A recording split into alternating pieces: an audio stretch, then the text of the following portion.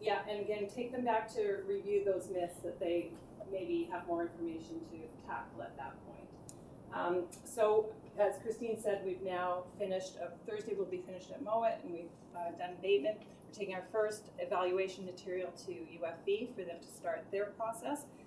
In just looking through the feedback forms myself and Christine, we've seen a lot of really positive feedback from the kids, and we've also had some kids come forward with concerns that we've then been able to set them up with supports. So we're excited about it, and we have 2 more years left. So yeah.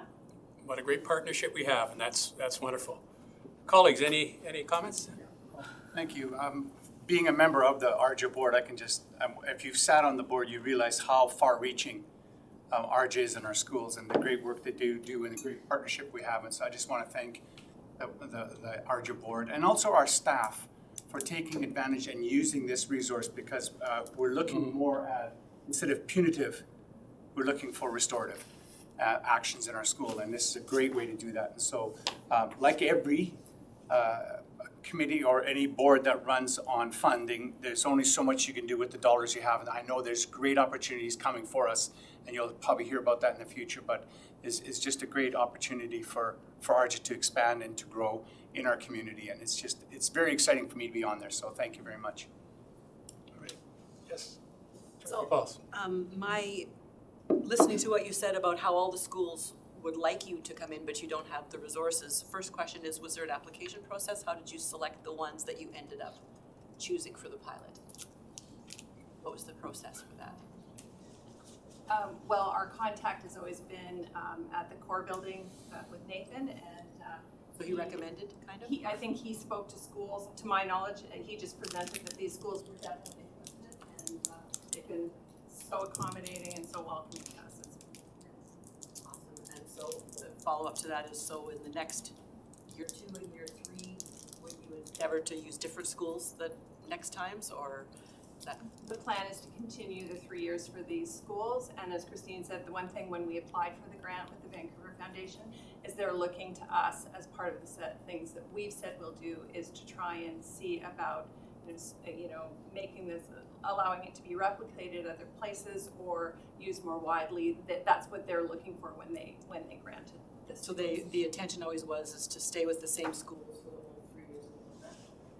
I think that's part of the evaluation. It's part of the process, right, is okay. to be consistent. So we'd love to be able to do it anyway. Yeah, I'm sure. Yeah. So would we. Yeah. Trustee Latham. Yes, what a wonderful, wonderful program, and long overdue to have a group like yourselves to go into the school and to work with our students. And I think, you know what, we all have a lot to learn about relationships and how to manage everything.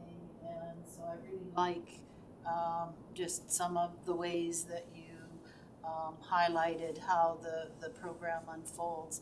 So my question is about from this, getting some kind of a resource that the schools could use, or maybe it's something that you send on to other communities. So is that a part of? It is. It's meant. It will be meant to be shared over time. That's how the Vancouver Foundation also funds these types of programs. It's not about us keeping it to ourselves.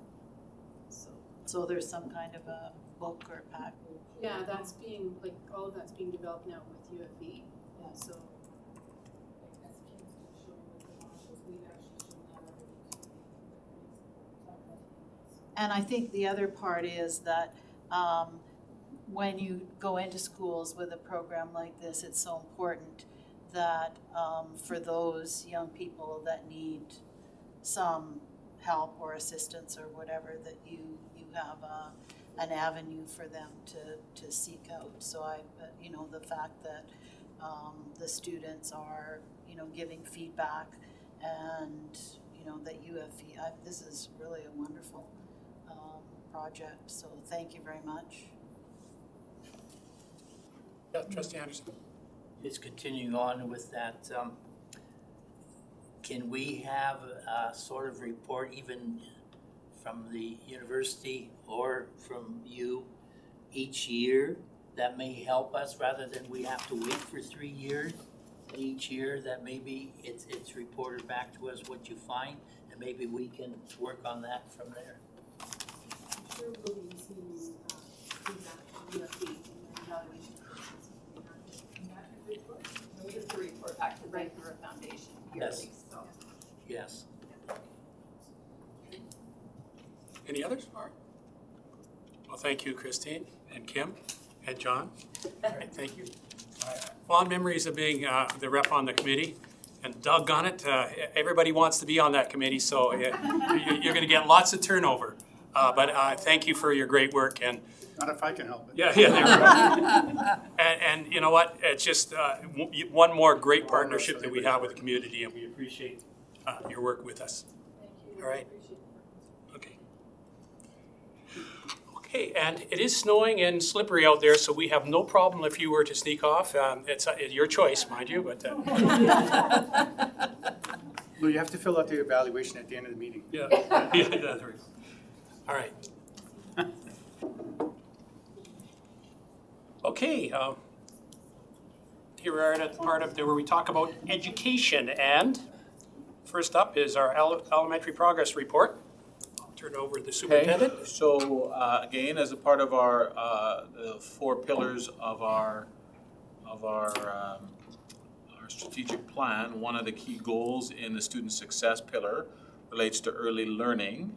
So Carla Danielson and her team are here to provide you trustees with an update. What I mentioned this earlier today to Carla and I'll do it now, that there's an opportunity at an upcoming education committee to go into depth, I think, with some of the things that, because when you have between 10 and 15 minutes to do a presentation on something as massive and significant as this, you probably won't get into some of this. So this will be a topic on a board education committee coming up to fill in some of the details. So the objectives related to increasing kindergarten readiness, grade 4 reading success, and grade 3 reading is presented here. But just recognize that beneath that tip of that iceberg, there's a massive amount of work that's going on that trustees will have an opportunity to learn about at an upcoming education committee. So welcome, Carla. Thank you. Thank you very much, Kevin. I really appreciate the opportunity to be here this evening to talk a bit about the exciting things that are happening in the world of early learning. And I'm grateful that Andrea Semp is here. She's our manager of community partnerships and early learning, as well as Donna Wright, who's our district principal of early learning. I get to talk about a lot of their great work here this evening. So thanks for being here to keep me honest and keep me in check. Our top priority for any of our children is obviously that they are safe and that each one of them is successful. And so our work is kind of grounded in those 2 principles. I think it behooves us to have a really clear picture in our mind of what that success actually looks like, so that we are able to articulate that moving forward, because it can mean many different things to many people. And so for us in the world of elementary, what this means is the really joyful mastery of the core literacy and numeracy competencies, as well as those core competencies. And so we think about creativity, and we think about critical thinking, and then and their social emotional learning. And then opportunities for them to explore the rest of the curricular competencies and learning opportunities in ways that are meaningful and that are exciting and capitalize on a child's natural curiosity. So our big work is on the joyful part of this, and joyful, meaningful, and inquiry-based. And so my opportunity to do this, and I'm pointing at, oh, here we go, getting a pointer. You have to stand on one foot. Love the technology. You have to stand on 1 foot. 1 foot will do it? Okay. This kind of helps. Oh, sorry, not that one. Oh, when we connect that. Okay. Good. I was concerned about the green beam that I saw on your chest, but I'll just assume that wasn't a shooter and that we're all safe, and that was the pointer, and now we're going to have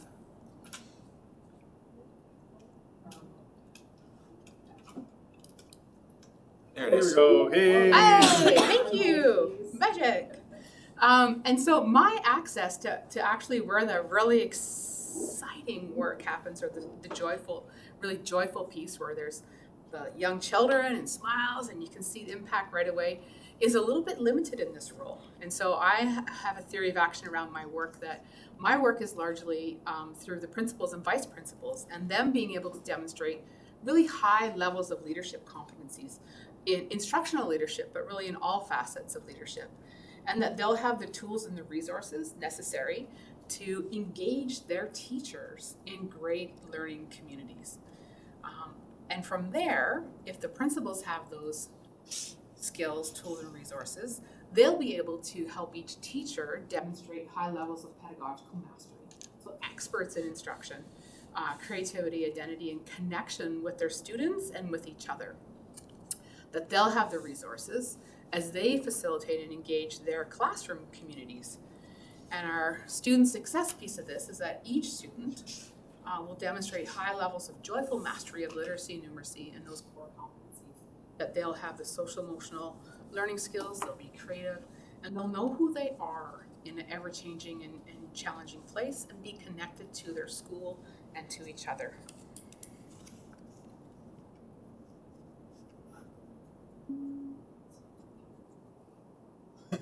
Can you just click me ahead? Yeah, I will. Thank you. Perfect. And so as Kevin, I'm sorry. as Kevin described, there's kind of three components to the early learning student success part of the board's plan. And the first part is the kindergarten readiness, and that's birth to as they enter kindergarten for a successful transition. There are the intermediate years. Our key measure is grade 4 literacy, numeracy, and writing. And then there's the piece where we back it up a little bit and we look at those primary years and increasing the number of those grade 3 children who are fully meeting or exceeding our district's expectations in reading. And so this evening I'd love to begin to talk about the increased kindergarten readiness portion of this. So you'll see a picture of a little sprout and you'll see lots of hands around it. And I chose that as kind of a symbol of our work because there are little sprouts out there. Corky was showing a picture of his littlest sprout, the 3-month-old baby that I snuck a peek of over someone's shoulder. They all are connected to a family. And so this work of increasing kindergarten readiness is the work of it's work of families. And it's the work of Abbotsford. It's the work of our faith communities. It's the work of our cultural and religious organizations. It's the work of our local First Nations, Samath, Matsquay, as well as Stolo. And it's the work of the school district. We have some really significant partnerships with a couple of our key partners here. And so I really want to make clear that this isn't just the work of the Abbotsford School District, that we have people who are doing significant work with us. And that's the Ministry of Children and Families, the Fraser Valley Child Development Center, Archway Community Services, and Fraser Health. They are at the table, shoulder to shoulder, elbow to elbow in this work. So we have a couple of kind of key features that we've been working on. And the first one is to build the capacity of the staff who work with those children. And so we're really excited by the board's support of an additional helping teacher that's been brought into early learning. The work of that Tyra Lasco has been able to do with these staff has been incredible for not only our preschool and our strong starts, but also with our kindergarten teachers and transitions there. And so we now have 100% on our quality, on the ministry quality reflection tool for quality in our early learning programs that are closely associated with that. Our strong starts and our partner preschools that are in the schools. We've been able to increase family awareness and access to information in a couple ways. One of our community navigators has developed a lot of content, and all of our partners contribute to the early years website, Facebook page, and Twitter and Insta. And there we have a 52 increase in our followership, 52%. So we're pretty happy with that. We're at about 800 followers now. And so it continues to gain some traction. And thank you to Kayla for her work this year in helping us build that and continue that work. We're also focused on improving kindergarten transitions for all of our children, but particularly those who are entering kindergarten with diversities. And so we know with our Child Development Center, we have a good idea of families who have had the opportunity to access support for their child before they enter kindergarten. And so we've been increasing by about 10 kindergarten children every year who have accessed support through the Fraser Valley Child Development Center. And so last year we had 125 kindergarten children who had access support through the Fraser Valley Child Development Center. And the comment from Fraser Valley Child Development Center is that these children are becoming, we're seeing more of these children who have these needs, and we're seeing an increase in the complexity or in the multiple areas where these children are experiencing some diversity or vulnerability. Having said that, we've been able to successfully transition most of our children, and all of our children have had an opportunity for family, CDC, and some school staff to sit down and to ensure a warm handover as they make that transition into our schools, that parents get to know each other and that there is indeed a transition plan for that child. We're also, one of our big pieces is to increase families' engagement in Ready, Set, Learn, Strong Start, and parent drop-in opportunities. So we've been thrilled with Strong Start, and thank you to the board for funding additional Strong Starts. The demand for Strong Start continues to grow. I know last year I was here and we showed you a graph of how more families are registering for Strong Start and there are more repeat families registering for Strong Start. Well, that trend has certainly continued, and this year we have our largest cohort group yet. It's over 2,400 students. And so you think about all the families who are prioritizing those networked, community-based early learning opportunities for their children. We've been working at trying to increase, to improve the quality, and that is there. But we're trying to improve the access that families will have to this type of early learning opportunity. One of the things that's become really apparent for us, and has been, is that we don't have space for all the people who want to be in our Strong Starts. When you actually look at our capacity, if we have our 2,400 students, really only 10% can actually get in on any given day with the number of spaces that we've had. And so we have increased our early learning spaces in this area through some creative funding, thanks to the board, but also to our partnership that we have with our members at the table here in terms of our community partners. The district is a financial host for a $260,000 grant that we received last year in terms, and we are using that for staffing, as well as an annual grant of $290,000 that we're the financial host for. And that's a 3 to 5 year annual grant. And so that money will come in for the next 3 years, and hopefully into a 4th and 5th year.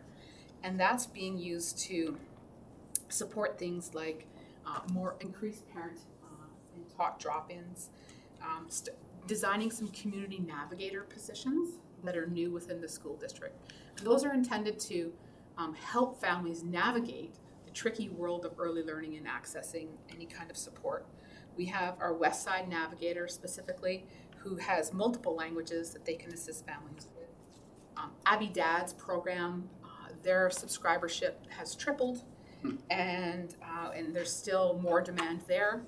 And we've been able to open additional family drop-ins, and it's also been used to support our CALM curriculum for our preschool children, for our Strong Start children, and for our K-1 children. What we know, just kind of in early days, about Andrea's reporting and information gathering for us, is that the number of self-referrals are up across the city in any of our early learning support services, and they're hearing about these supports through the community navigator. That's how they hear about it, and so it's doing its piece. We've also looked at culturally relevant and early accessible early learning opportunities. Darlene McDonald has been an amazing advocate for our Indigenous children and families. We've been able to open up a program at Matsquay for the first time called Little Feathers, where families have the opportunity to come and drop in and participate in some really amazing, engaging literacy and culturally relevant experiences, as well as having an Indigenous support worker go out to our Strong Starts and help indigenize the curriculum there and to bring some more diversity into our Strong Starts. So we're really grateful for those. Our next piece, and I'm going to jump around a bit in terms of what these are numbered, but look at the age group. So our next piece is our grade 3 imperative, and how are we doing on that? Well, we are still plugging away on that with great sincerity and intent, but we're not yet seeing our aspirations realized for each of these children. And you'll see there are 2 different graphs here. The first graph is the percentage of students who are fully meeting or exceeding. And then the second graph represents the number of children who are meeting, fully meeting, or exceeding. And I just put those up there as kind of a point of interest. The ministry, when they report out our student achievement, they report out in terms of students who are meeting, fully meeting, and exceeding. And so lots of good stuff happening in there, and I'm really grateful to Donna Wright, who's here, of course, and Maria Limpright, and Tyra Lasco, and the kindergarten teachers for this work, because they are largely the champions here. So some highlights here would be that would be first, number one, a thank you to the board and their strategic priority in investing in some high quality professional learning opportunities for our staff.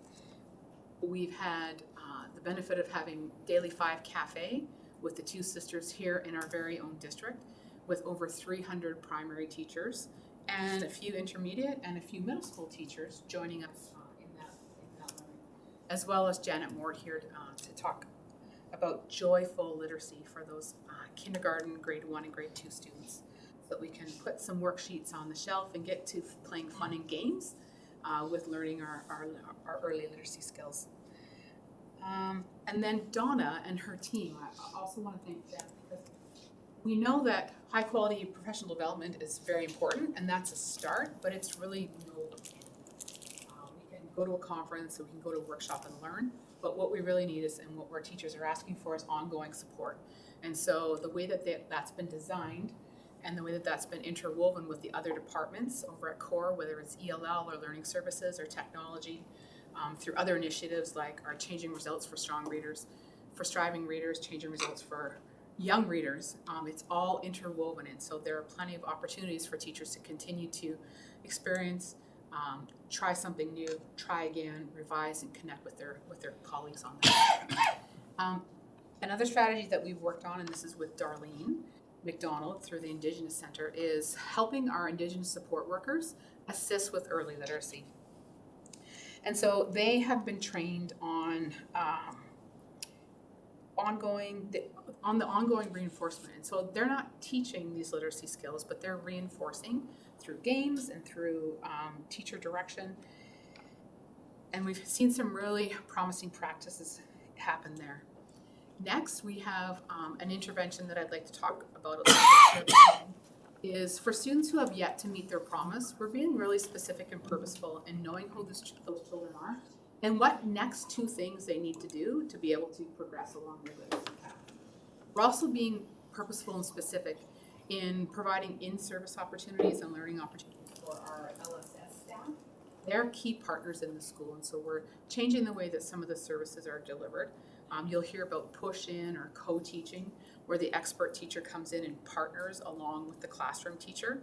We've also launched a pilot last year in partnership with Nathan Nang from Learning Services, Bonnie Toddy, Donna Wright, and myself, where we've really looked at the way that we're delivering some of our Tier 2.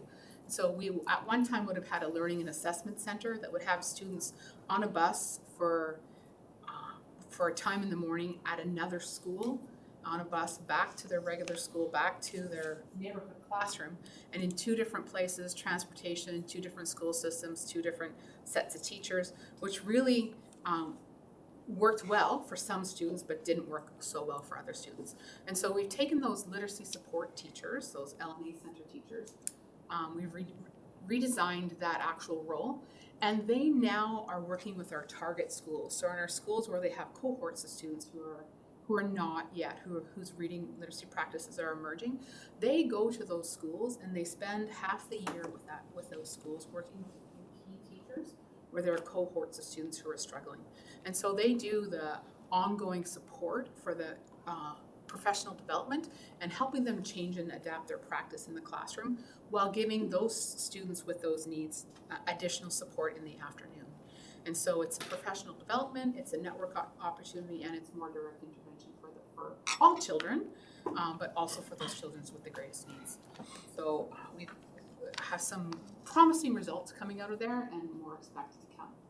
And then improving the target investment in resources for K-2 reading in schools that have the greatest gaps.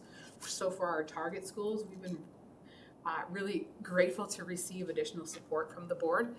I've been the benefactor and got to see firsthand the excitement of the teachers as their books that they've selected come in and how they ooh and ah and are so grateful to be able to have high quality resources that students can read versus photocopied books downloaded from the internet that are reading A to Z and that aren't necessarily engaging for our children.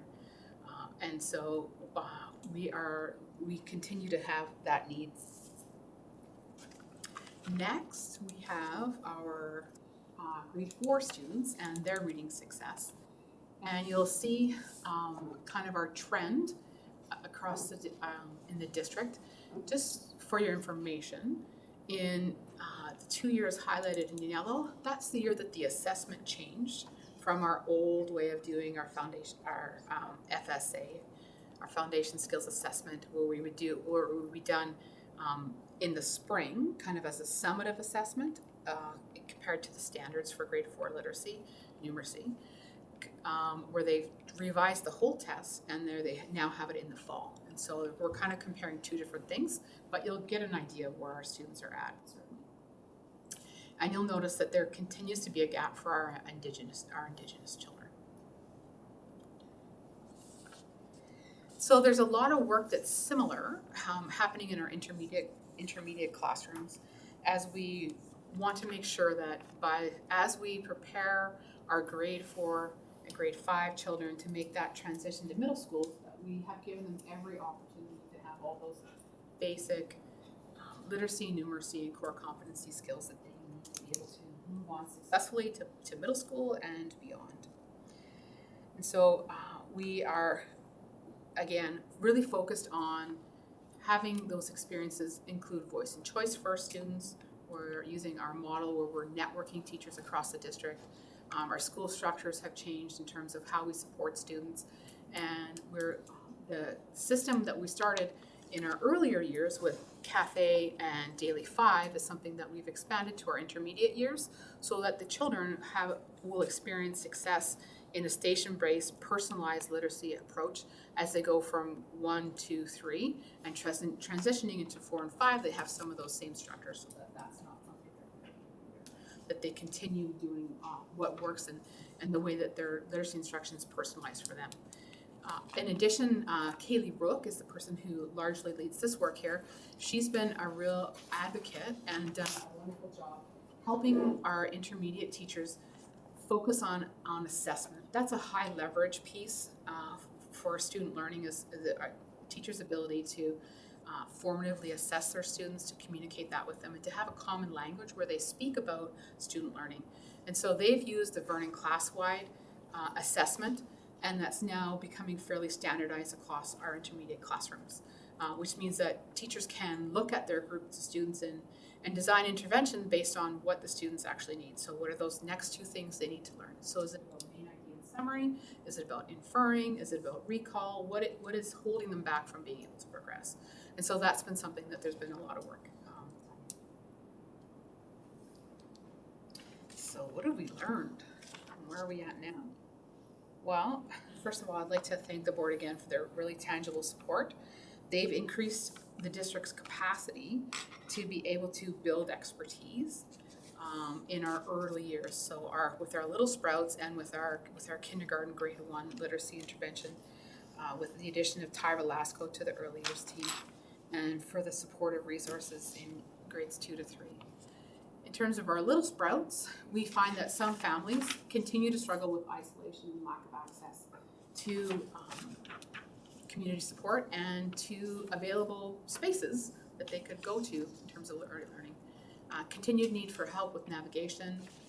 We have a national shortage of qualified early childhood educators, and that's certainly impacting us, particularly with the ministry direction in schools being childcare providers as well. And so when we look at early learning and we look at expanding and providing additional childcare within our schools, our largest barrier is actually staff and space. And then our current demand for early learning spaces are 10% of our 2,400 children registered for Strong Start or for drop-in type of parent and taught programs. We can really only feasibly see 10% of them at any given time. And so that's a little bit tricky. For grade 3 and 4, 3 are primary to grade 4 and beyond. We are looking at teacher capacity and capacity for collaborative groups of teachers to examine problems of student learning. That's kind of where we need to go next. We're looking at clear learning targets, teachers knowing what 2 things children need to learn next to be able to progress. We're looking at an additional 200 to 300 students who have English as their additional language, who are in our system this year. And we're looking at the complexity of our students who are in our system. And so students who have a vulnerability or who have a specific special learning need, they might now have 1 or 2 or 3 or 4. And so the complexity continues to increase. But knowing that and knowing that our ability to meet their needs also continues to increase. So I know that this work is really important work. I know that we have the right people in the right places in this work. And I know that the board is tremendously supportive. So I'd like to thank you for being a significant direction setter and a hand and a supporter of the work for all of our children across Abbotsford, no matter what family they come from. One of my favorite quotes is, "That which the very best and brightest and most capable parents want for their own child, that's what we must want for all children." And so thank you for living that value as you govern and lead. Thank you for that. Okay, colleagues, yes, Trustee Wilson. Thank you, Chair Peterson. Assistant Superintendent Danielson. Yes, ma'am. Nice to see you this year. Thank you for the report. I have a couple questions and then a couple comments. And my first question is around the increased grade 4 reading success, which is, because it's not the same progress from an FSA grade 4 and a district-wide, right, in grade 3 district-wide. Yes. So one of the things, you had a target of 85% and it's off target. We're not there yet. Which we know that means we're not meeting that. It's not worth setting that target aside necessarily because you're on target with everything else, but there's maybe some quirks or adjustments or what have you. I'm making assumptions. But we're still off target when it comes to 1.3, increasing the number of primary children fully meeting or exceeding. And this is no reflection on you or the teams in the district, but when you see that our trend, even with the change of the FSA, is still trending downward, I still find that a concern. And I was just wondering if, I can tell you're not happy about it either, but if you could comment a little bit on that, and then I'd like to add something else. Yeah. And so I think our expectations are for each student.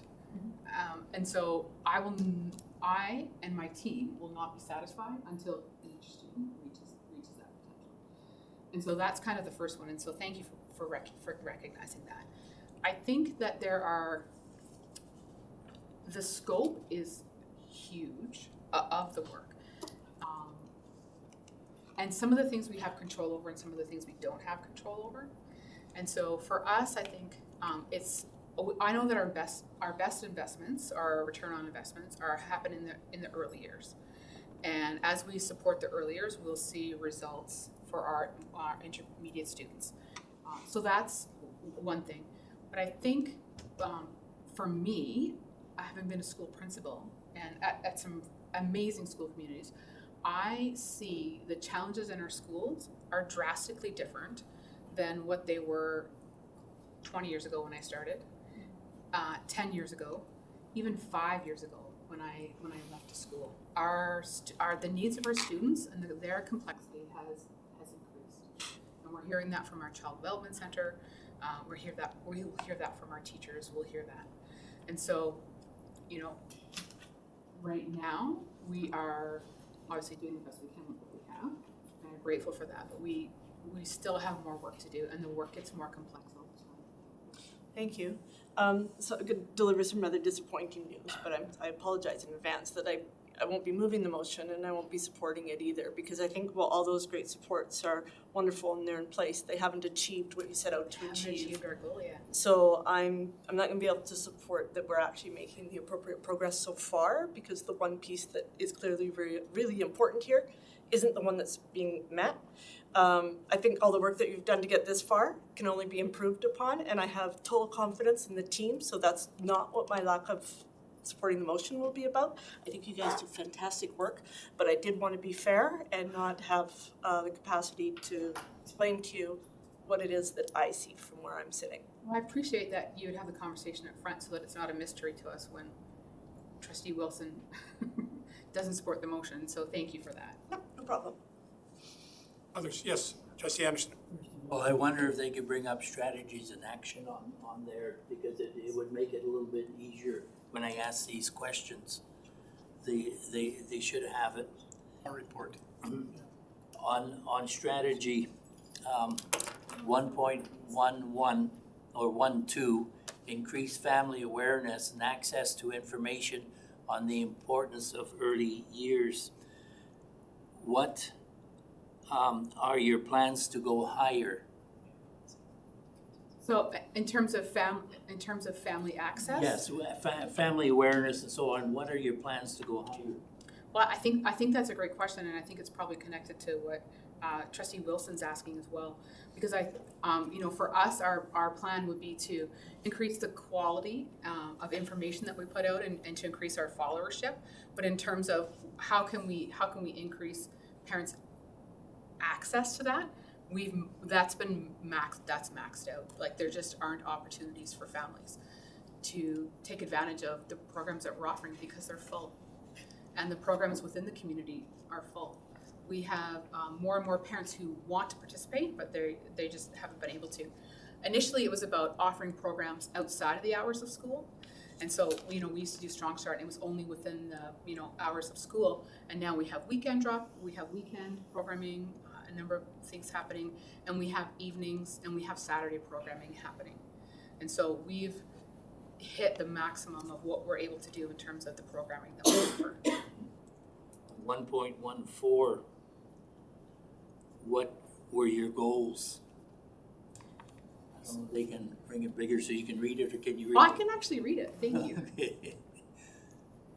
And so 1.12, Trustee Anderson, that was about awareness and access to information. Okay. And so that's achieved because we've built the website, and we have our content, and we've increased our followership, and so that's there.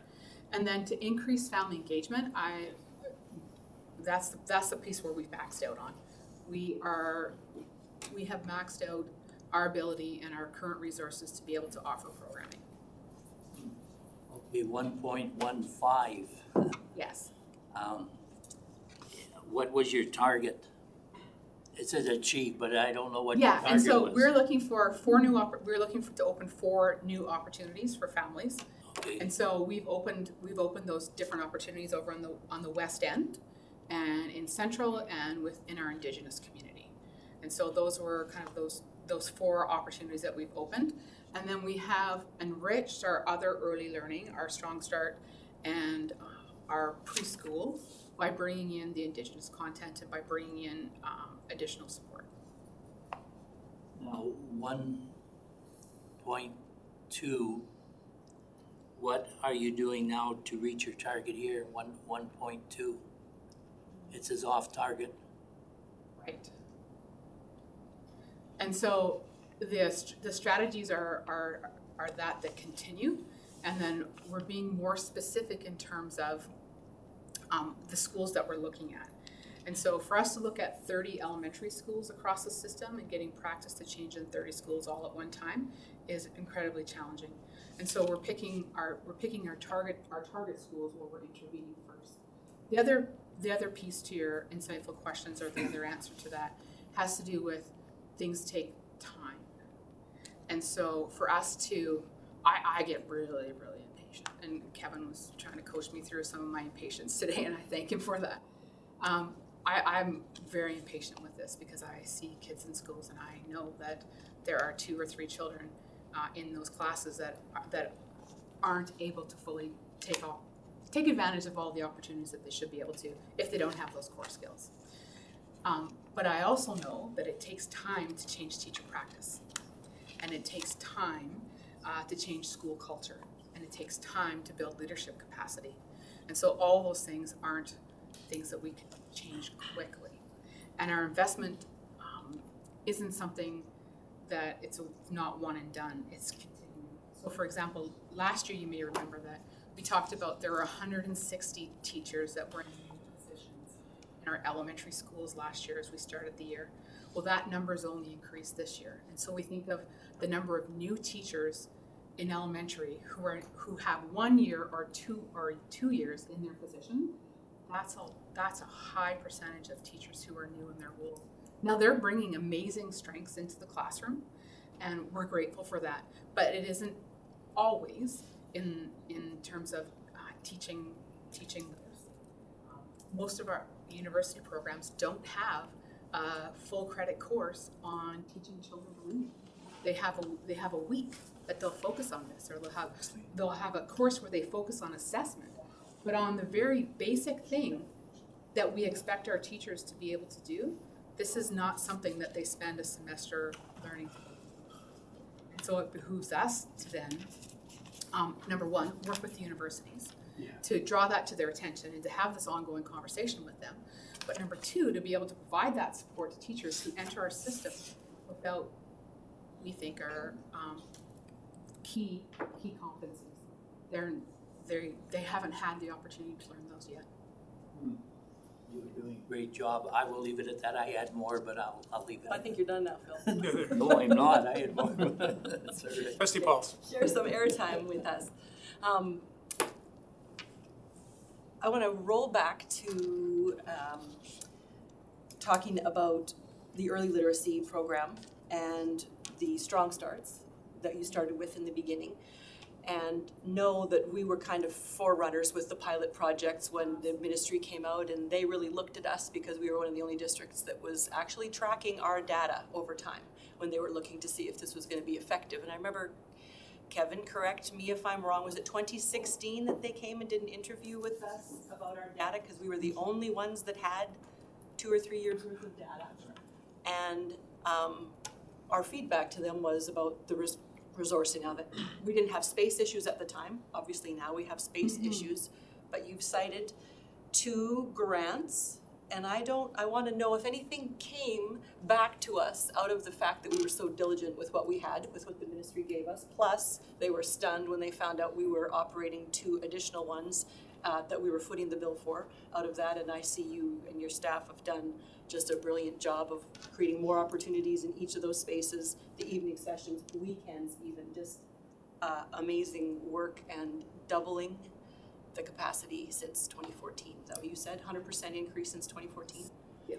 That's really amazing work. And when you look at the scope of what this portfolio is, I get how we can't be on target for everything all the time, because sometimes this being on target allows something else to be on target the next time. It's a building block, so I get that in the big picture, but I don't know, is this in conjunction with Andrea's grants that she writes, or is this just ministry money that they're giving us specifically? So this is not new. Sorry. This is not new money from the Ministry of Education. It's not new. It is not new money from the Ministry of Education.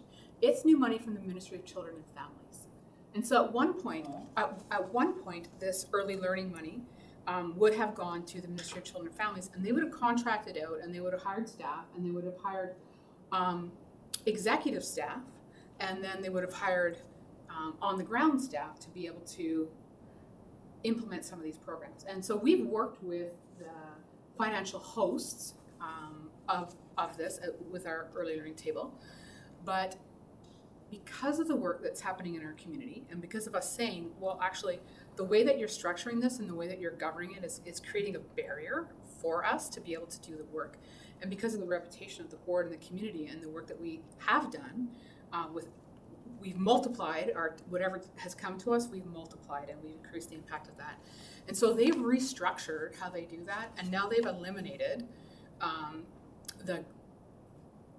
they've gone right to our key partners that have been identified, and they put the trust and the financial investment in the hands of the school district as a financial host versus another organization as a financial host. And that's as a result of the priority and as of the responsibility that this community here has been able to demonstrate in terms of handling resources and being good fiscal stewards of things that come to the community, and being able to stretch every dollar in terms of not having layers of administration, and really focusing the dollars on programs for the people that need to use them.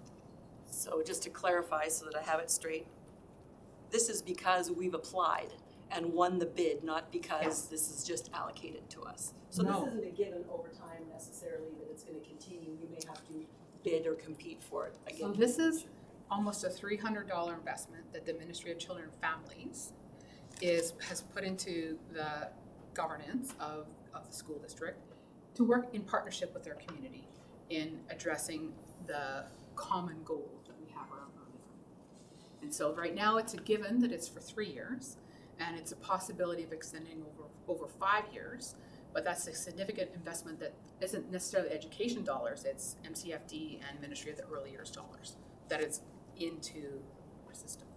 So the follow-up question to that then is, of these expanded opportunities in the evening, weekends, that's afforded because of this grant money. Yes. So in order for us to continue with the service that we are now, That has now become our norm, It's a budget. it has to almost become a budget item to sustain it in the event that the grant disappears or somebody else wins the bid down the road, kind of a thing. And I also just need to be abundantly clear. We're looking at 35% of our children entering kindergarten with vulnerabilities. And right now, with the funding that we've received from the Office of the Early Years and the Ministry of Children and Families, we're able to provide opportunities for 10% of those that are asking for it. Not 10% of the community, of those that are asking for it, that know about it and are asking. That was actually just one question, and I do have one more, Chair Peterson, if I may indulge. So jumping to one of your other targets, as a board, we're always looking at what can we do around, this is, you're telling us how you did with stuff, but the target that bothered me that wasn't achieved was actually the one around, I want to say 1.3.4, improving targeted investment in resources for K-2 reading in schools. So to me, there's a difference between an achievement level that we weren't able to hit because we just couldn't get the kids there. This is just talking about allocation of resources. So what's the problem? Do you not have enough money, or do you not have enough staff to do the work to get it there? Like what's the hiccup? So there's probably a couple challenges in that. The first one is training and staff. And so the money for the resources, it will only be put to any kind of good use if we have experts who are going to do that work. And so the first one is training our staff, and I think we have that one, and we have systems and structures set up through the work of Donna and Tyra and Maria Limbright. That is a good structure, and it's working. And they're differentiating and they're trying different things and adapting it all the time. The challenge, and you will probably remember hearing that at our parent feedback session, where it was trustees and PAC presidents and educators in the room. When we had that meeting, one of the challenges that they identified in terms of working with their children, particularly in K-2, was around resources for literacy. So last year, we were given, you guys did some magic and prioritized $100,000 in terms of literacy resources. And so with that $100,000, we were able to look at our book rooms and our teaching resources in our say 8 target schools where we had the biggest gains to be made. And so we did a really close inventory and look at do they have the basic things that they need to be able to do that. And so I can show you pictures of kind of before what their book room, some of those book rooms looked like, and then after what some of those book rooms looked like. And it had a really big impact on the book room. And so the teaching resources are there. The next piece is the resources in the classroom. And so when we look at literacy, once a child hits or masters kind of grade 2, at the end of grade 2 level reading, their opportunity and their ability to be able to choose any book in the library or books that they're interested in or trade books, it's wide open for them. When they're building those very foundational, the architecture of the decoding of the word families and building that fluency, it has to be with really controlled levels of vocabulary and controlled levels of high frequency words and phonics.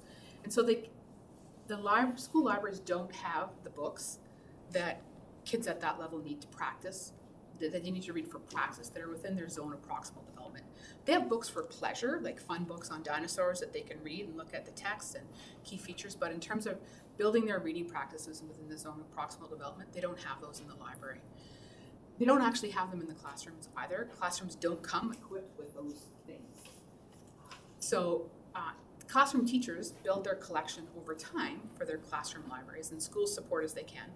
Scholastic Books is a fantastic way to build your classroom library through school book fairs. But the books that they need are different than those books. They need controlled vocabulary, scaffolded, expertly written books that are engaging, that have text, and they need a lot of them. One of those little books costs $7, and it takes them 5 minutes to read through, versus a novel that will keep them, that's maybe $10, versus a novel that'll keep them engaged for the week. And so the volume of books that they need, and the interest level, and the carefully controlled vocabulary and text that's in there, those aren't the books that are in our classrooms. Books that are in there are the ones that the teachers have purchased over time, and they're not the high quality books that kids actually need to practice their reading. They're great for reading for fun, and reading for pleasure, and for choice, but for reading for practice, we need something different. And so we need to make sure that those books are in classrooms. The other piece is families asking for books that are their home reading books. Families have a hard time being able to find those books as well. And so when they go to the public library, there isn't a section of PM benchmark books that are carefully scaffolded and in our class. And so they've asked for things like, one of the things was they've asked for skip the dishes for books. And so they can order up books that are specific for their own child's and their own child's reading abilities. Because they also have the challenge of being able to find. I like that. And so for us, Dishwasher. we're looking at making sure, number one, our teaching resources are there. And I'm confident that those are in much better shape in our target schools. But then there's the classroom resources, and then there's the books for practice that we would ideally like to have our kids taking home and engaging with their family, sitting on mom or dad's lap or granny or grandpa's lap, and reading and having fun and getting that practice again. Because what we know is it's 120-minute intervals. So if they have their morning language arts, if they have their afternoon burst, and if they have a burst again at home another 120 minutes later, that will help their retention. So correct me if I'm wrong, what you just said is you need more money for resources. That's a really long way of saying that. But it's That is the answer to the question. You it's need capable. Yeah, so it's not about equipping the staff to do the teaching anymore. It's about That's the actual moving. That's moving. physical resource that you need at this stage. But that's holding moving. back that target. Okay, thank you. That's moving. Others? I'll defer to there first. I'm going to save my questions for the education meeting, but what I did hear, and I think you need to be applauded, I hear that you are adapting constantly and being very resilient, because this is a huge, area and important, like all the bells and whistles. So thank you, and thank you. Thank you. I just wanted to ask one more thing, because reminded me about, I didn't go into the 1.1s, et ceteras. But one of the things that I did notice, of course, it's all about building the capacity of the staffs in the K-1-2, and then families in the early learning in kindergarten and Strong Start. My question is around, what do we do with the families in the K-1-2, and have we exhausted those resources? And I'm going to preface this with, and I hate doing this, but I will, is that, about a year and a half ago, my family went through a crisis, and until we were in that crisis, we had no idea the volume of resources that was available to us. We had to be in the crisis for it to be available. So that's my preface to what are we doing with because I don't see family written into these. So. Right, and that's something that families are asking for. So one of the things that we're doing, and actually goes back to what this says, is do the families know what two things their child needs to work on next in order to progress in reading? And so our answer to that is sometimes yes and sometimes no. Sometimes they don't know. We haven't communicated that with them. We haven't asked them that. And then, so what our families are asking for is they're asking for a good assessment of where their child's at and what two things they need to work on next. And they're asking for little workshops that they could go to in their school To equip them. learn some of those strategies and skills. So that's happening in pockets across the district. The other thing that I think we could certainly use technology to help maximize this is in terms of our students' reading, for them having really clear reading targets, and for us to be using things like Seesaw and us to be using things like Fresh Grade to show snippets of what it looks like in action as the teachers are practicing these skills in the classrooms, and some of the games that classroom teachers are using in their classrooms, and as take-home games, as games that families can play. And so I know that we have work to do there too. Okay, thank you. Thank you. Just want to say that thank you and keep pressing for more resources. Well, I will be supporting this motion because when I look at this, in fact, you've achieved most of your strategies. What's interesting is the ones you've achieved are kind of the leading, right? And as you've explained, it takes time. So if this happens, our expectation is that those other things will happen, but it takes time.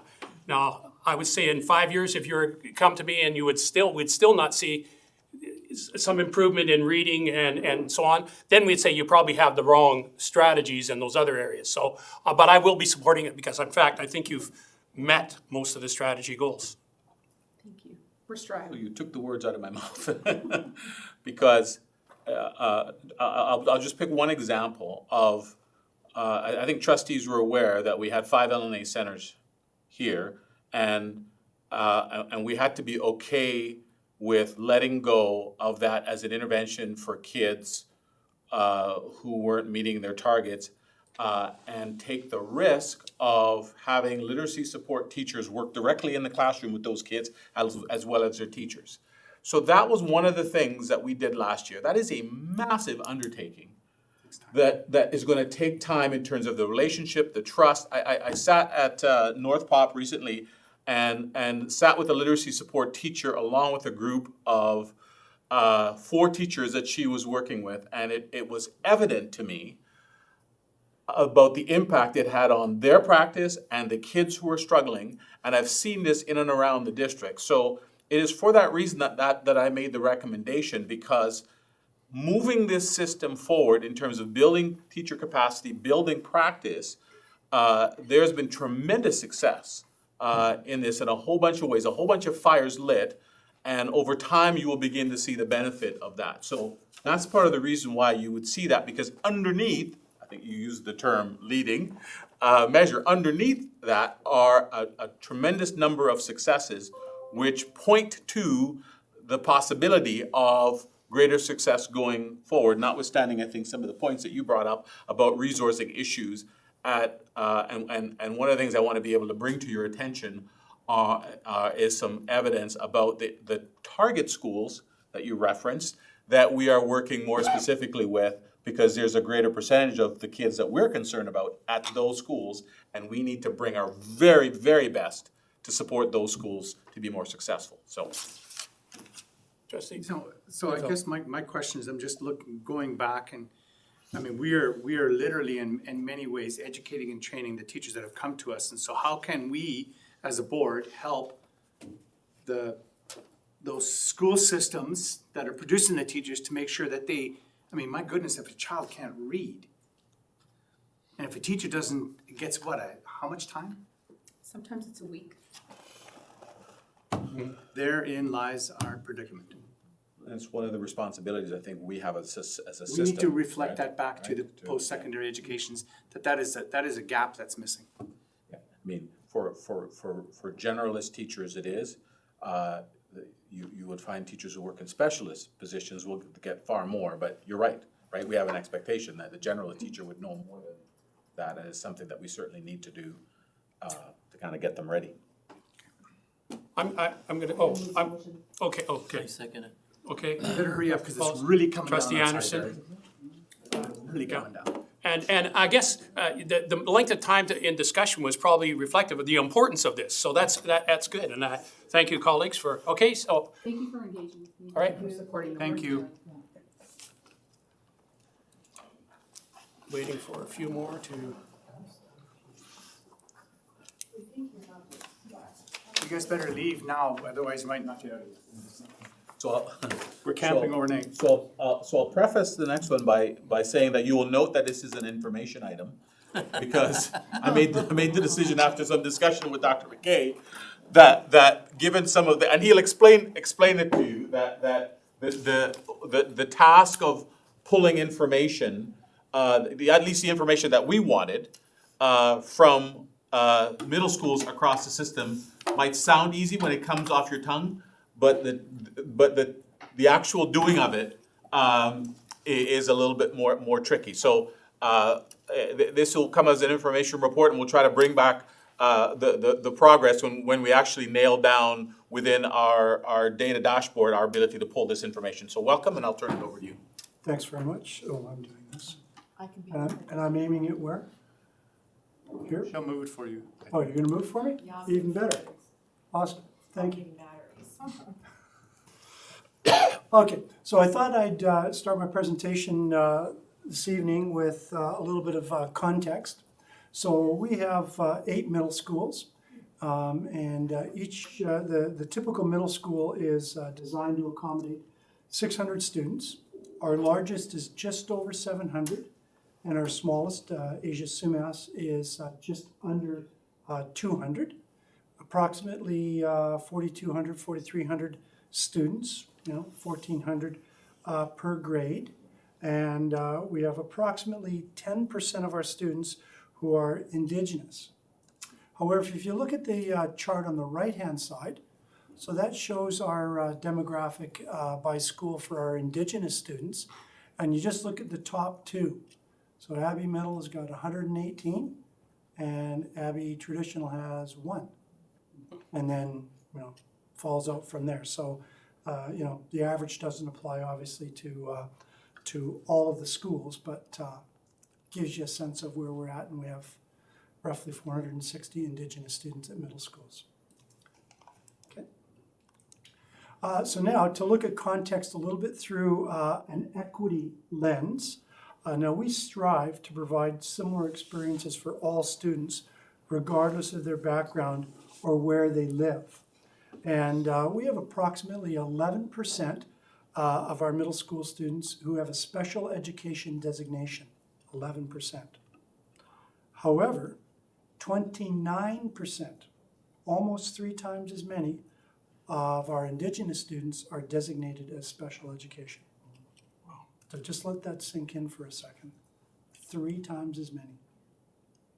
And then a third of our Indigenous students are designated as special ed. So I'm actually gonna say that twice, because I had to do it about 6 times in my office before I realized whether I had it right or not.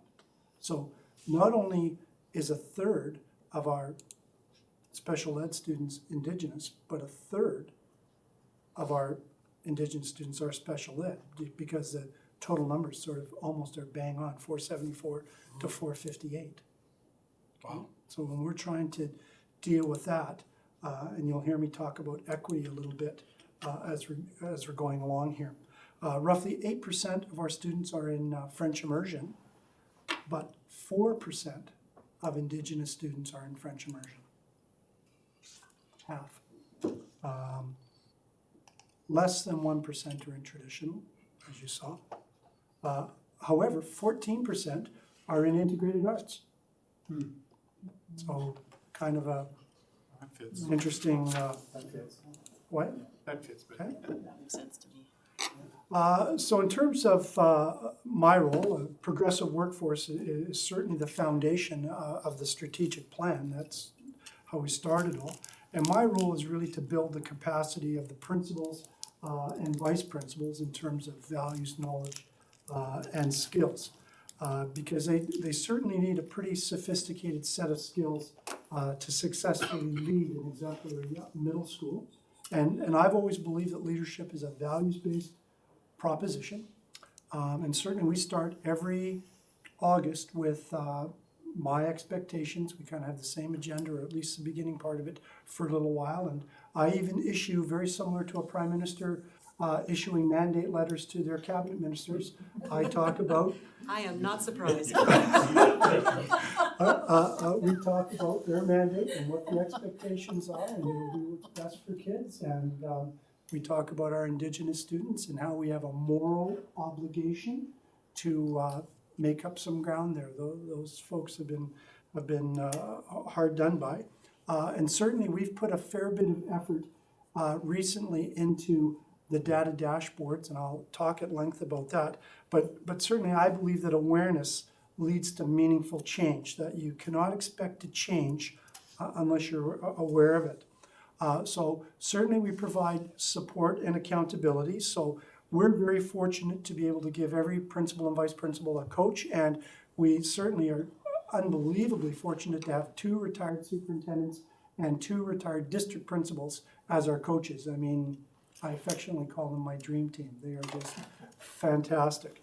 And certainly I make frequent school visits, so if you're a brand new principal, you get to see me every week, whether you like it or not.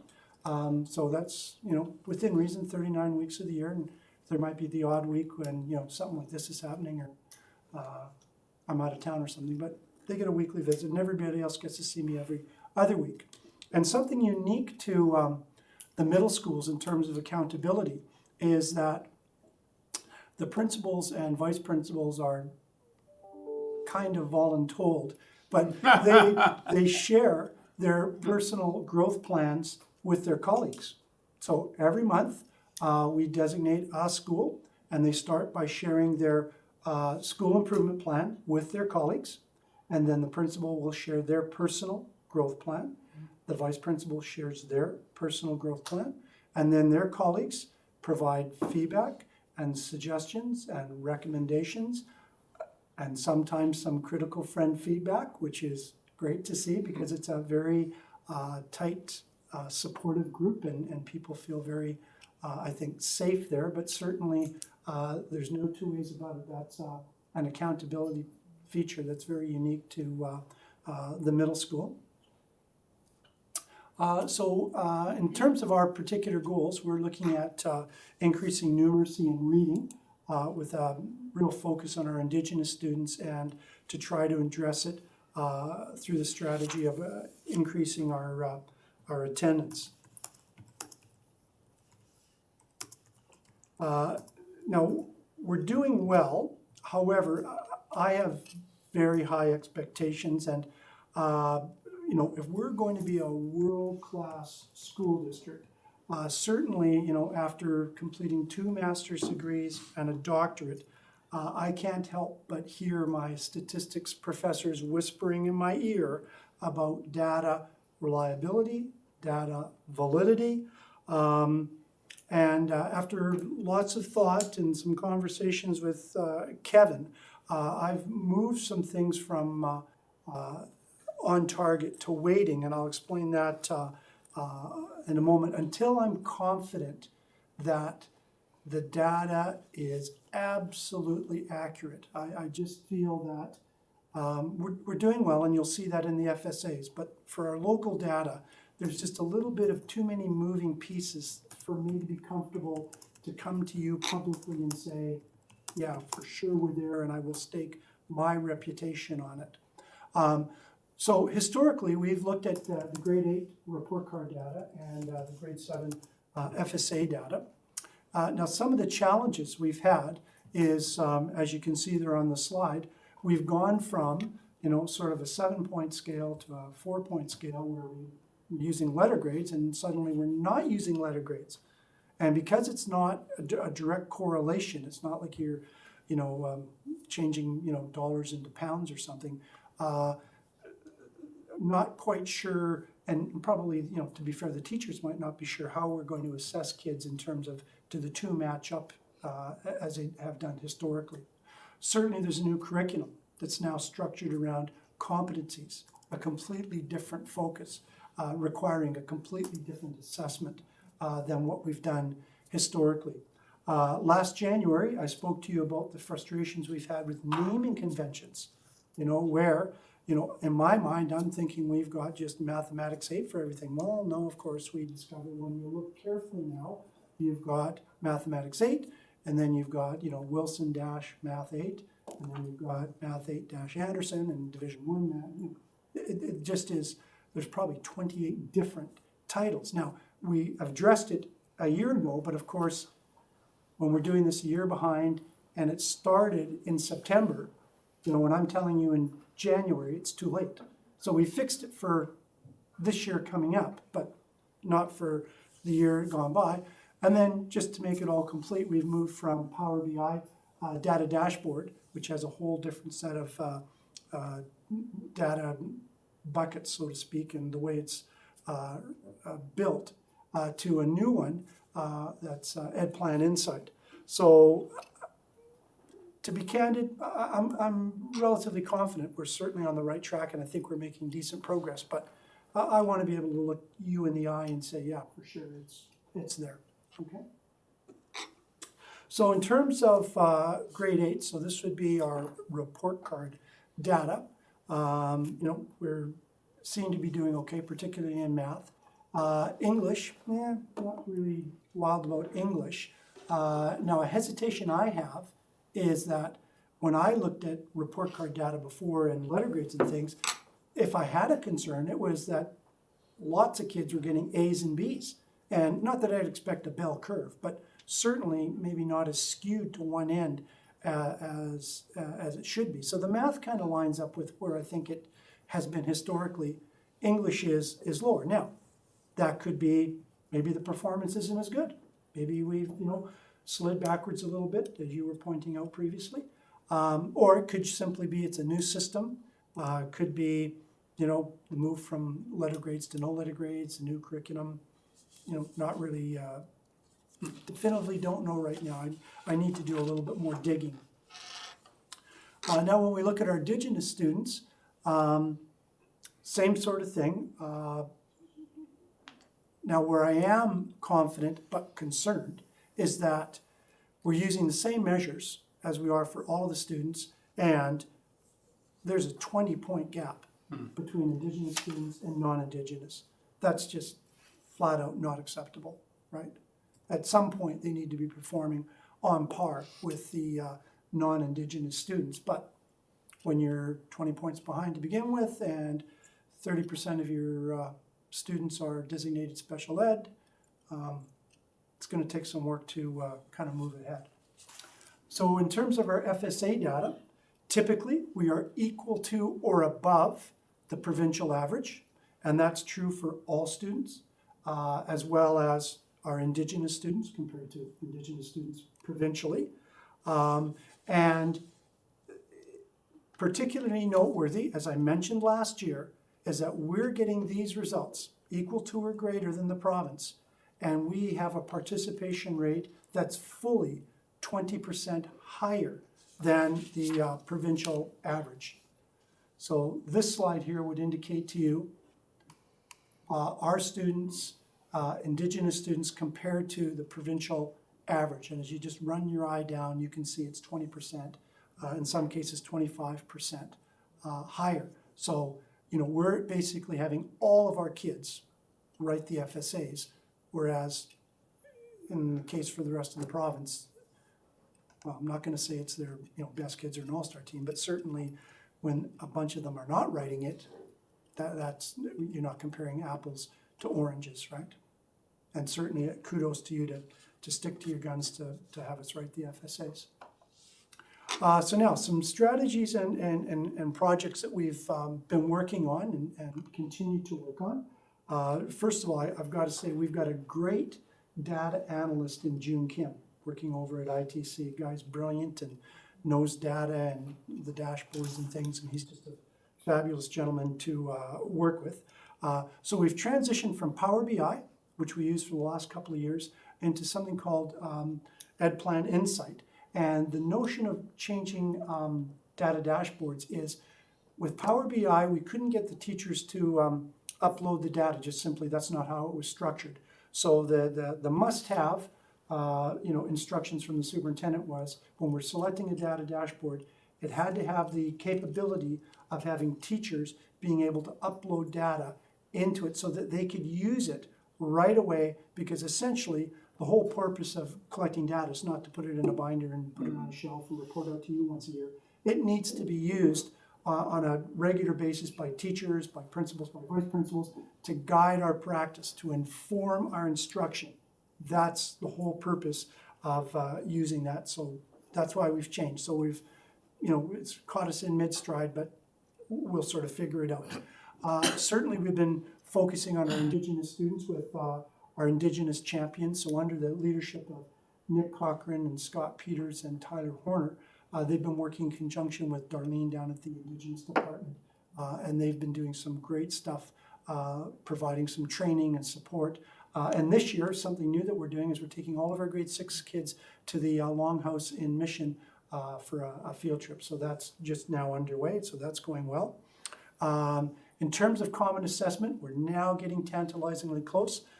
Perry Smith is going to now create 2 communities of practices, 2 committees, one for math, one for literacy, and I think we've pretty much got agreement that we're going to use SNAP for math, Vernon for language arts. So it's not that every school doesn't have some sort of assessment, it's just easier if we all do the same one. So I'm hoping the next time I come back and report to you, I'll be able to say, yes, we've done that. Attendance is something that we've been working on, and I'm actually quite excited to share with you some of the stuff that we've done. So at our last meeting, Jay Pankratz, I was chatting to him before that because he'd heard we were working on attendance, and it turns out IBM had taken him to Harvard, of all places, and one of the sessions he went to, or a professor he connected with, is some expert on student attendance. So at one of our levels meetings, he came and presented to us, and some of the things that he was sharing with us is that human nature is, I guess, that you move towards the majority. And he said that that's why sometimes when you give out awards in school for, perfect attendance, and then the next thing you know, the kid's away the next week, and you're thinking, how could that possibly be? But research tells us that human nature is you kind of move towards what the majority of people are doing. What's the group doing? So sometimes giving out a perfect attendance award is bad, not what you want to do. Certainly, apparently, parents underestimate how many days their own child is absent. They think, oh, he's only been away once or twice, and it turns out it's 6 times or something. And they certainly have no real idea of the typical or the average absence for the class or for the school. So there's no way to compare. And the research tells us if we just create awareness, that will actually result in some improvement. And so what's happened now is Jay was able to share with us a template that he got from Harvard, and I apologize for the smallness of it. I wasn't quite sure how to enlarge it and get it all on there. But essentially, the key things here that you notice is there's very little text. Okay, the students' names at the top, we've blanked it all off in their address and stuff. But you can see that in the middle of the letter there's two bars, a blue bar and a red bar. And the blue bar is the individual student absence. And the red bar is the average absence. And so it's very clear, particularly if we have ELL families, you can see right away, here's my child's absence, here's the average absence. Okay, yikes, you've created some awareness. Maybe we need to do, something about it or attend to it. And I must say, I need to share just how this all came about. So after Jay presented to us and shared the template, we had the administrators at the traditional school go back, talk to their new whiz-bang clerical person, and together came up with this template. And then they shared it with the group. There was a little bit of an improvement with a few people sharing it. Ends up finally with a teacher up at Asia Sumas Mountain, Suzanne Dallas, who's got a strong technology background, doing her master's.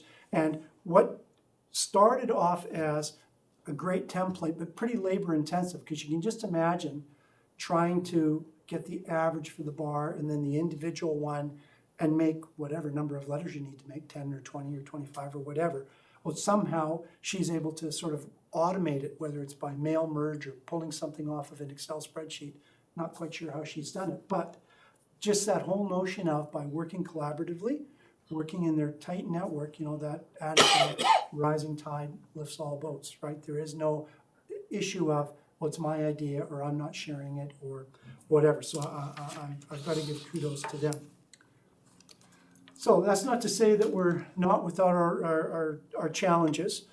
So I mentioned last year that the new collective agreement where our administrators aren't allowed to take on some of those targeted non-enrolling positions like ELL, librarian, LSS, counselor, causes some issues for us because it kind of forces the administrators, the vice principals who have teaching assignments into either the classroom or perhaps into a situation that they're not well equipped for. So that's an issue for us. And as Carla mentioned, students as a whole are becoming more complex in terms of the number of students with mental health issues who are dysregulated. I can tell you in the last 10 years, 5 years, it's just growing and growing in terms of the number and the complexity, kind of almost the extreme behaviors we're seeing are just becoming more common now.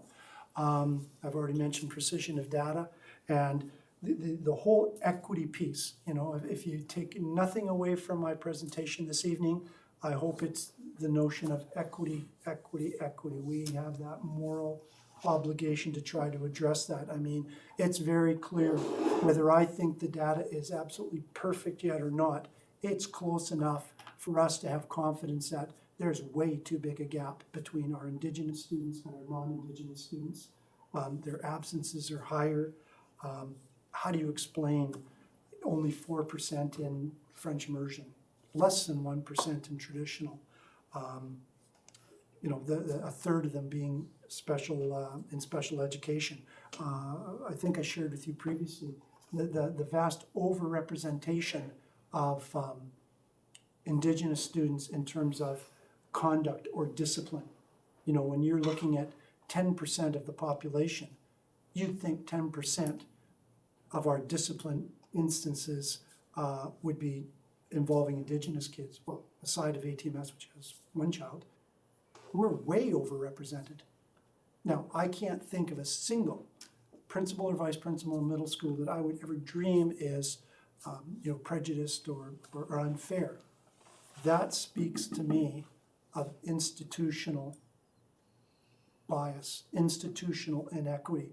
Not that we're doing it deliberately, but something's wrong, right? Something is really wrong, right? So now, some things that we're trying to do to address some of these issues. So most, if not all of our schools now have a flexible space somewhere to temporarily meet the needs of all of our kids. So some kid that needs a little bit of a break for, short term, 5, 10, 15 minutes, we're setting up those spaces. Certainly it's becoming a challenge as the new old contractors come in and we've had to have more classes, spaces at a premium, but they're making it a priority. Our mental health conditions, that's been big check mark. We've kind of gone from a couple of social development classes in the district that didn't always meet the needs of all the schools or all the kids. So for instance, the examples we were encountering a few years ago, the high schools, simply because of the volume and the scale, the money went sort of straight to the high schools, but they could meet the needs of those kids. At middle schools, what we did is we took, because these were severe behaved kids, H kids, we took the money and we set up these 2 social development classes. But the problem became where if you were in a school where there was, 1 student or 2 students and they got screened into the district program, okay, woohoo, that kind of solves that. The kids are looked after, and as a school principal, you didn't really have to worry about it. But now the numbers are increasing such that at one point, 2 years ago, I think, Chief Dan George, and these classes are geared for 8 to 10 kids maximum, they had 11 with no program. No resources, no program, because all the money went into setting up the 2 social development things. So we realized, that might not be meeting their needs. So we dropped one of them, kept one, and then we turned that money into 2 mental health clinicians. And they work with staff on mental health literacy, second step programming, and that has been a real success. As I talked to you about the overrepresentation of our Indigenous students, so we said, okay, we got to do something different here. Maybe we don't suspend them or we find something different. We came across Quequelstrom, which is an Indigenous alternate to suspension. And we thought, okay, perfect, this is going to work, because they were already set up, and they, unfortunately, their history is really dealing with individuals who are incarcerated or in the prison system. So what I envisioned and what they do are 2 totally different things. So we had the right idea in theory, and we're going to continue to work on it, Darlene and I. What I thought was going to be a quick win didn't turn out to be a quick win. Reach to outreach. This is probably our most at-risk Tier 3 students, the ones that are not in regular attendance in schools. And so we had a reach program set up out of Bakerview. It wasn't meeting the needs of all the kids. We'd have into the 20s in terms of kids, but we had a few that would show up. We just certainly weren't meeting the needs of all those groups. So Nathan, with his leadership and the input of the principals, we then went to something we called outreach. We were going to go and find the kids. Hasn't quite been as successful as we would like, so we're going back to Nathan and the principals, and we're going to continue to work on that to try to find it. Pretty happy to see that we're doing an equity scan. The ministry is interested in doing one, and I know Kevin is very keen to do an equity scan, and we're looking at things like sort of 4 components: individual, interpersonal, pedagogical, and then that structural, institutional piece that I mentioned where, I can tell somebody's not biased, but certainly something's off kilter. Pretty pleased to see that we're going to be doing the MDI survey at the end of this month or into February. That should give us some good information for the grade 7s in terms of, how do they feel that they connect to the school and a sense of belonging. There's an alternate suspension program for high school kids over at MRC. And there's a possibility that we might get a chance to have one for middle school, perhaps on this side of the district, if we could come up with some cash money. 50 grand over 5 years, I believe, is what it is. So that's a possibility, but we actually haven't proceeded on that. So that's the good, the bad, and the ugly of middle school. All right, thank you. Trustee Pauls. I love how you present stuff to us. I'm not a Klingon, as some people at this table are. However, I appreciate so much your pragmatism in how this goes down, because I can understand it. This is the facts, Jack. I like that. So I am gonna steal Trustee Latham's thunder, I fear, but my brain has just been, since you gave us some data. 14% of our Indigenous students attend integrated arts, compared to all the other choice programming schools that we have in this district with probably lower than average attendance by that representation of students. Makes me think, what do we know about Indigenous culture? They're storytellers, they're performers, they're musicians. They love nature, they love the outdoors, they embody integrated arts as a culture. This is like an aha moment for me and I was like, wasn't that interesting? And I'm like, no, that's of course it is moment, not a.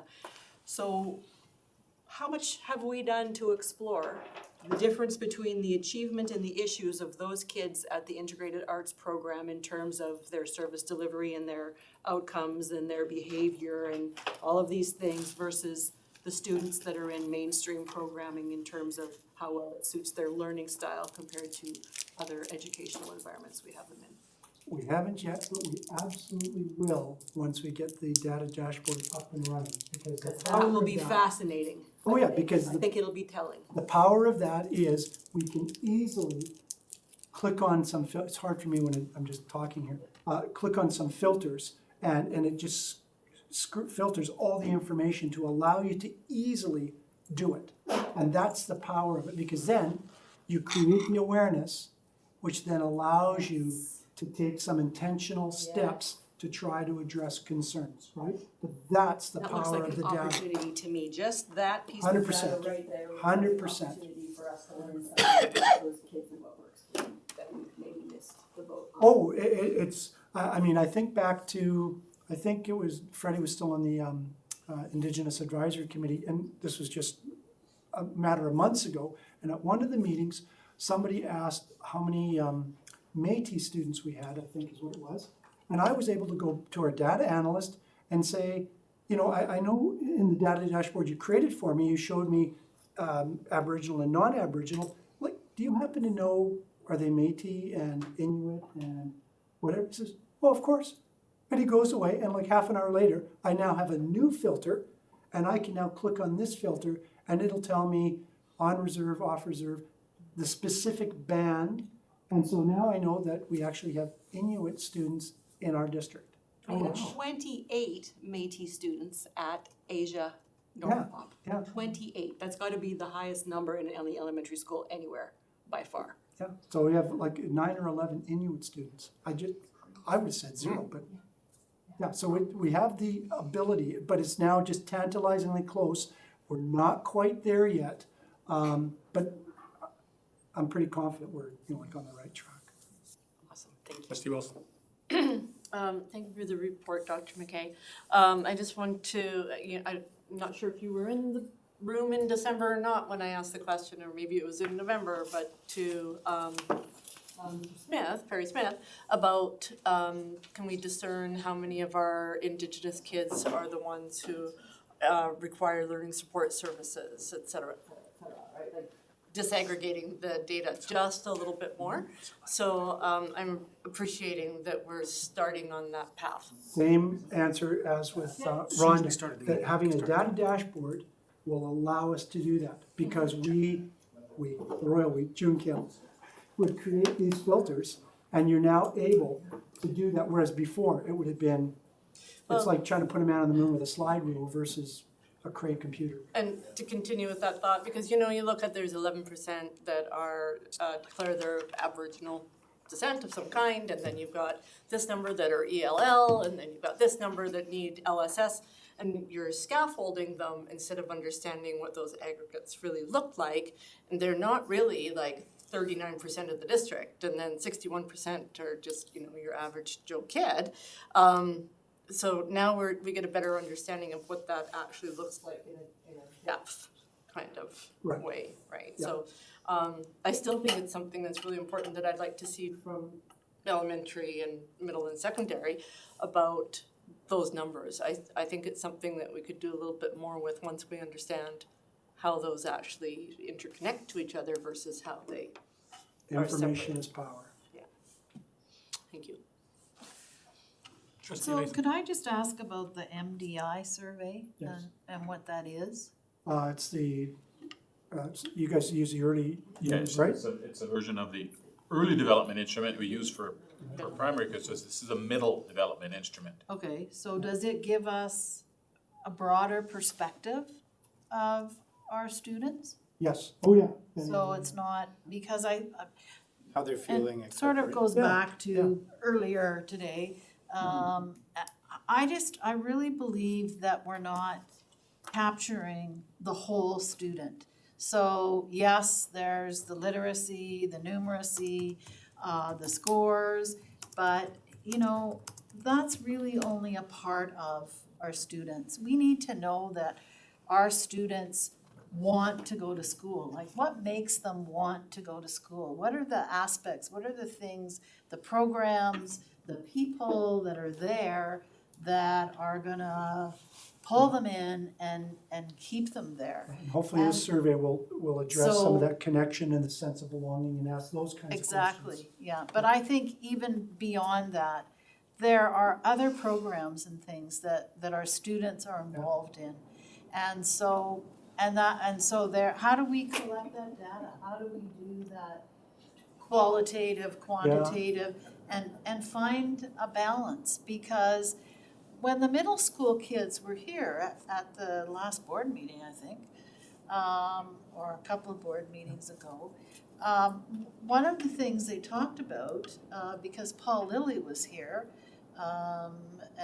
and had received an award, but they were talking about his cooking class and how great it was that he was their cooking teacher and this whole other connection. And I thought, you know what, there's so many aspects to each of us as a Yeah. human being, and so, you know, how do we pull that in? And to me, literacy isn't just what you do in English. Literacy's everywhere.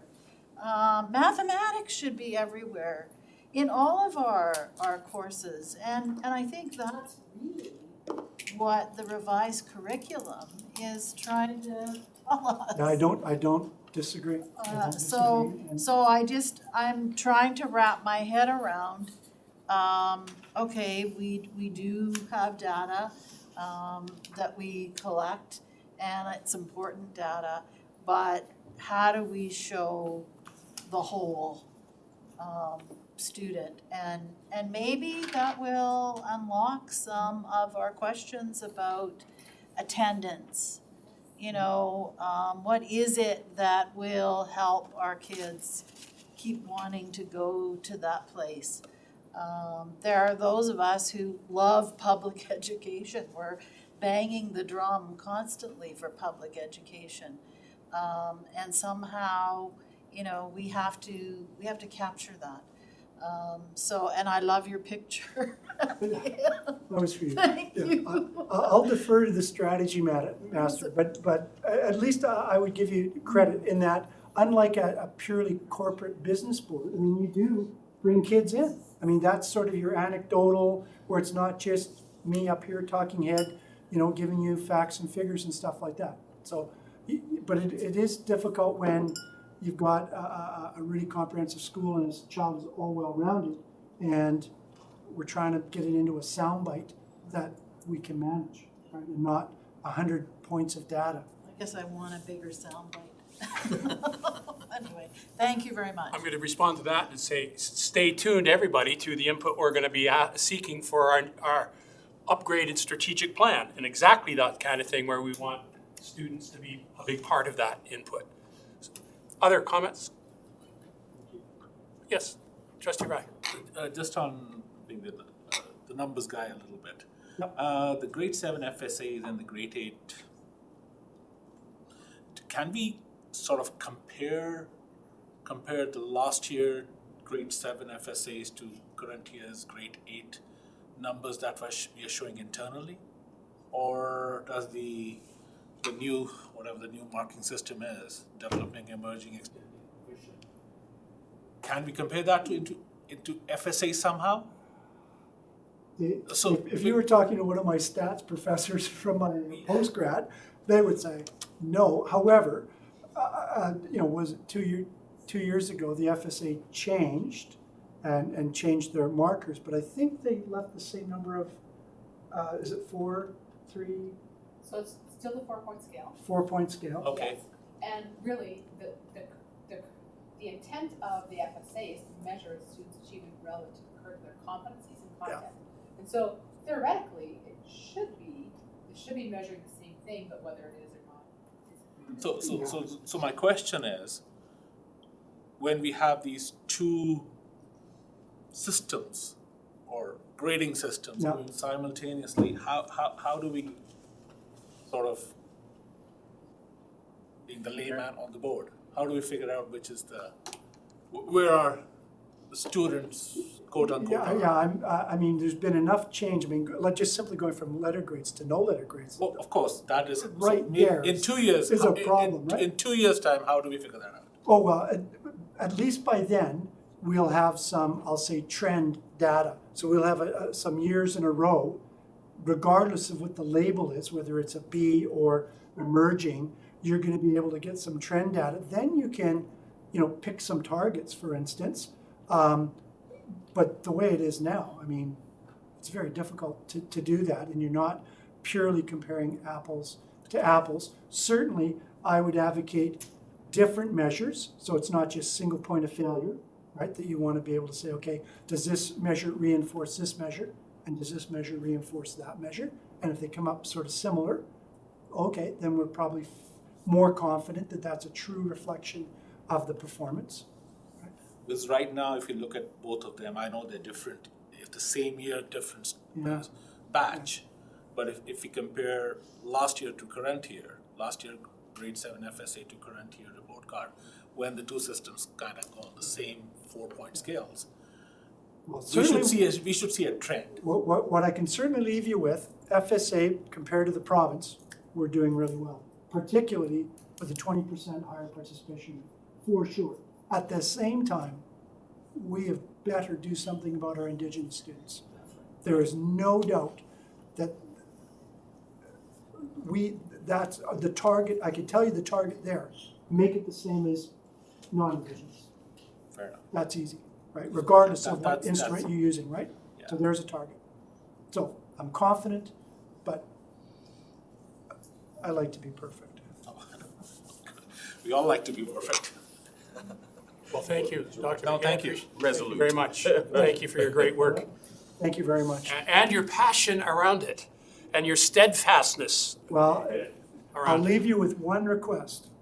When you're considering revising the strategic plan, please find a way to reflect equity or reconciliation, whatever term or structure you choose to use, for our Indigenous kids. If you do nothing else, I will be a happy person if you do that. Thank you. Thank you. So I'm going to stop us for a second. If we look outside, I'm aware, is anybody concerned about getting home and you, anybody else? It's, Because I got to go across town and then back, which is fine. so can I suggest then, let's finish our agenda, but let's, and talk about a meeting after that.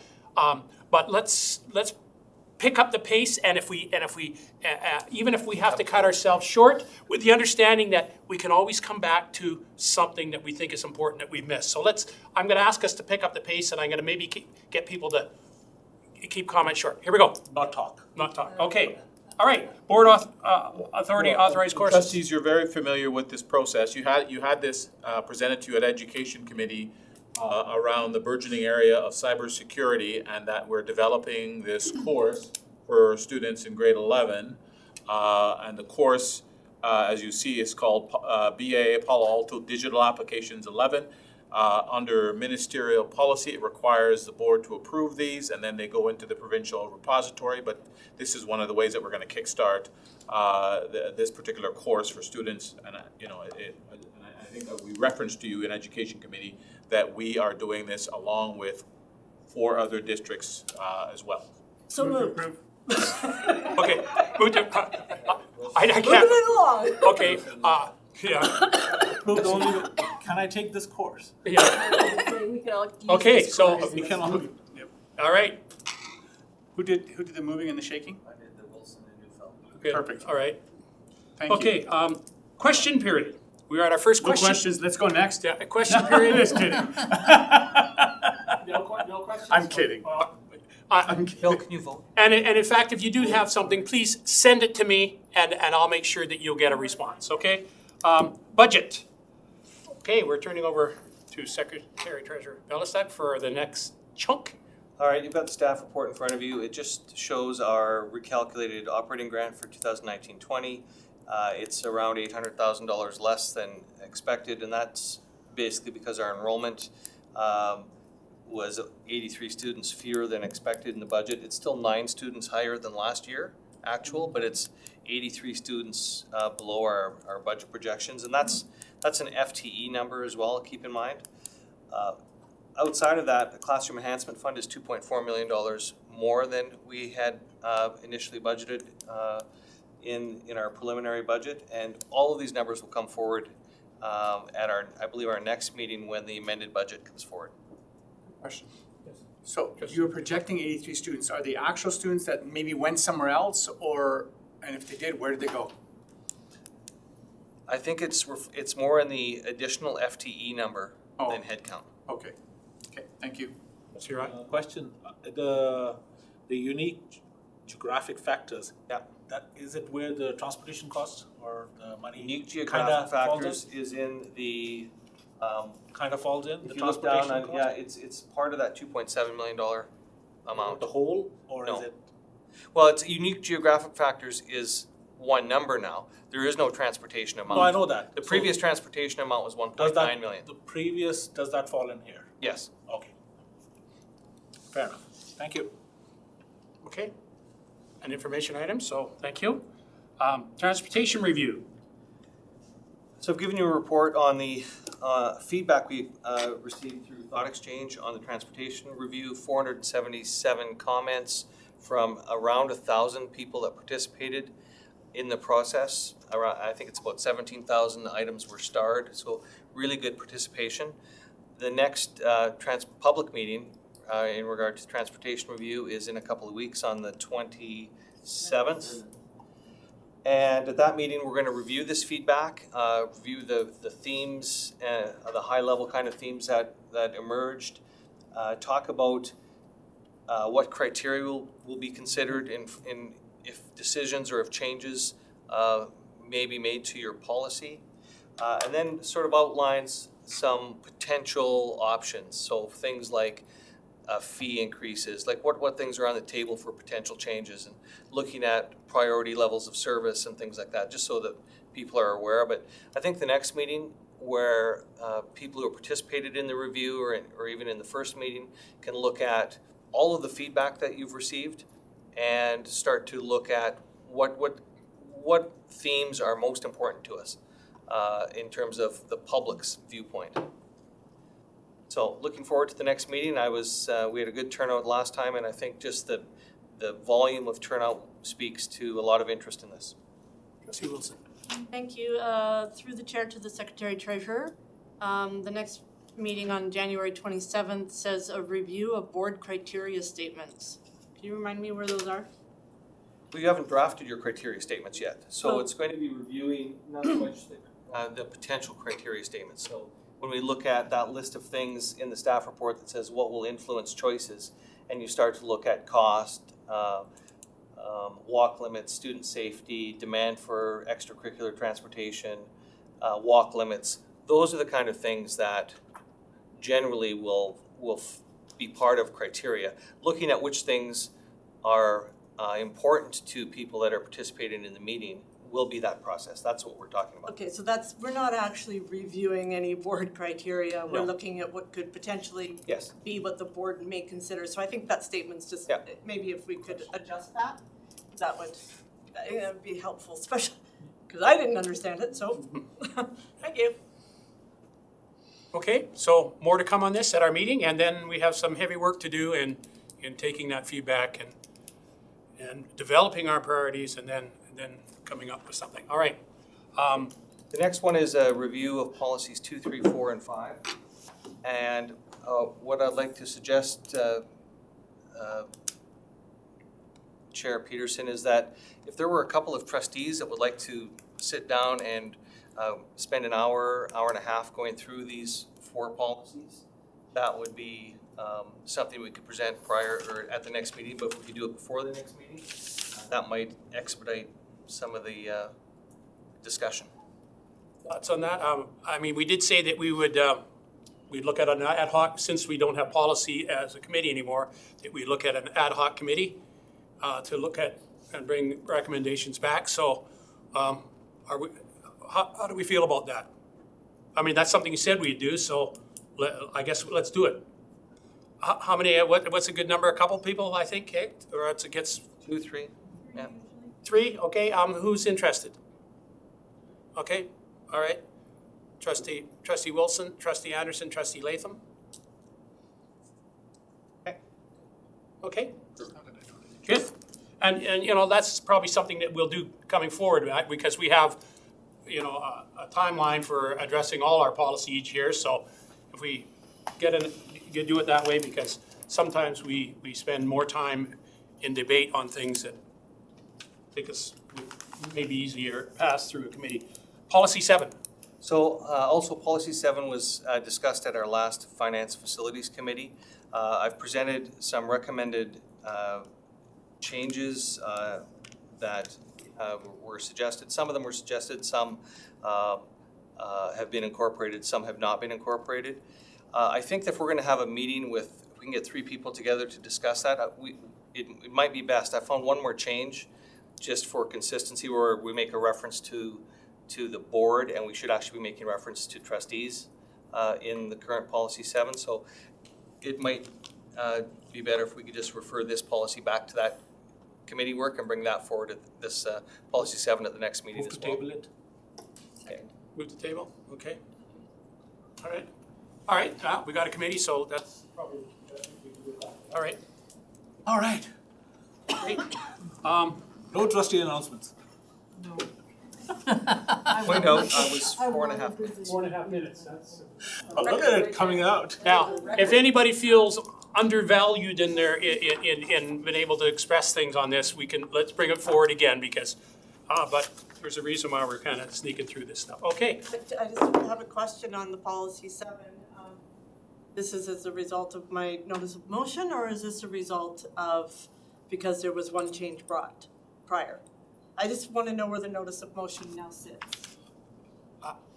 My understanding is you considered those Yes. issues and have some recommendations Just there's for no change. reference in the report, so I Okay. just wanted to be.